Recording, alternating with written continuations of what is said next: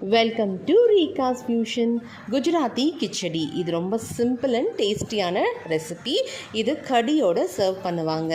கடியோட recipe டிஸ்கிரிப்ஷனில் link கொடுக்குறேன், check பண்ணி பாருங்கள். கிச்சடி செய்ய ஒரு கப்பு பச்சரிசி எடுத்துக்கோங்க. ஒரு கப்பு பாசிப்பயிறு, இந்த மாதிரி உடச்ச பாசிப்பயிறு கிடைக்கும், அதை சேர்த்து நல்லா வாஷ் பண்ணி வச்சுக்கோங்க. கூடவே கொஞ்சம் தண்ணி சேர்த்து ஊற வச்சுருங்க. இது ஒரு 30 நிமிஷம் ஊறட்டும். இப்போ நம்ம ஒரு பேஸ்ட் அரைச்சிக்கலாம்.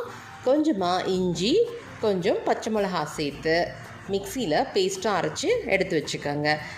கிச்சடி செய்ய ஒரு குக்கர் வச்சுக்கோங்க. அதில் ஒரு டேபிள் ஸ்பூன் நெய் சேர்த்துக்கோங்க. ஒரு ஸ்பூன் சீரகம் சேர்த்துக்கோங்க.